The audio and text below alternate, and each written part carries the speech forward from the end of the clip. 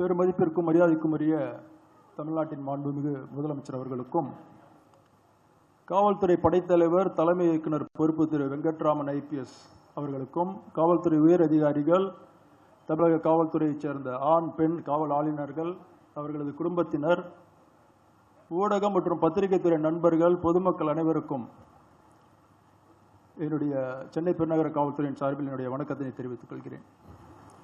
ஒவ்வொரு ஆண்டும் ஜனவரி 1ஆம் தேதி புத்தாண்டு தினம் என்று தொடங்கி ஆண்டு முழுவதும் குடியரசு தினம், சுதந்திர தினம், மகளிர் தினம் என பல்வேறு தினங்கள், நிகழ்ச்சிகள், போராட்டங்கள் அனைத்தும் நடைபெறும் பொழுது மெய்வருத்தம் பாராது, கண் துஞ்சாது, பசி நோக்காது, கருமமே கண்ணாக தமிழக காவல்துறையினர் பணியாற்றி வருகின்றனர்.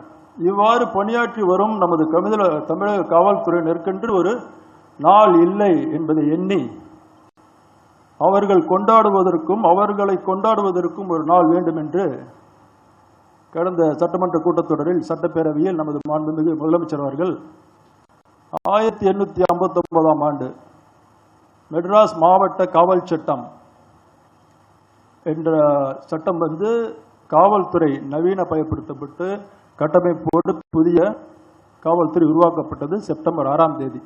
அந்த செப்டம்பர் 6 காவலர் தினமாக அறிவித்து தமிழக காவல்துறையினருக்கு மட்டற்ற மகிழ்ச்சியை நமது மாண்புமிகு முதல்வர் அவர்கள் தந்தார்கள். நமது மாண்புமிகு முதலமைச்சர் அவர்கள் அறிவித்த பிறகு வரக்கூடிய முதல் காவலர் தினம் இந்த செப்டம்பர் 6. அந்த செப்டம்பர் 6 தொடங்கி இன்றுவரை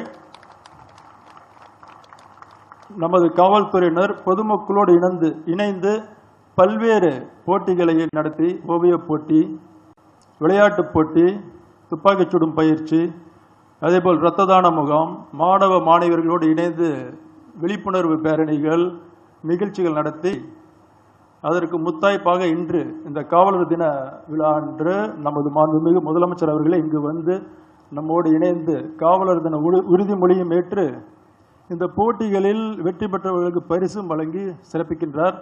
அவரை இந்த நிகழ்ச்சிக்கு வரவேற்பதில் மிக்க மகிழ்ச்சி அடைகின்றேன்.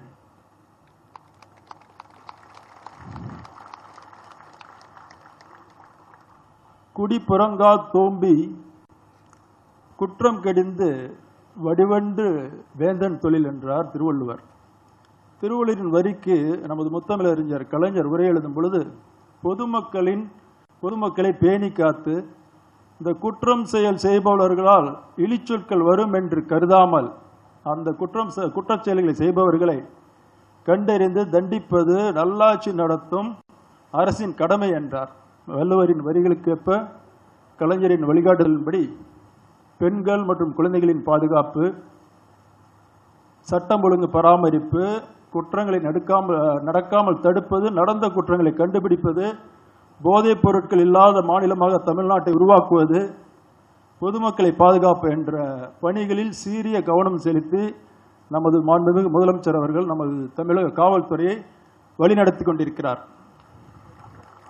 நமது தமிழக முதலமைச்சர் எப்பொழுதும் சொல்வது போல் குற்றங்களே நடக்காத மாநிலமாக தமிழ்நாட்டை மாற்றி தலைசிறந்த மாநிலமாக முன்னிறுத்த வேண்டும் என்ற அவரது நோக்கத்திற்கு தமிழக காவல்துறை என்றும் உறுதுணையாக இருக்கும் என்று இன்று உறுதி கூறி உங்கள் அனைவரையும் மீண்டும் இந்த நிகழ்ச்சிக்கு வரவேற்பதில் மகிழ்ச்சி அடைகிறேன். நன்றி, வணக்கம்.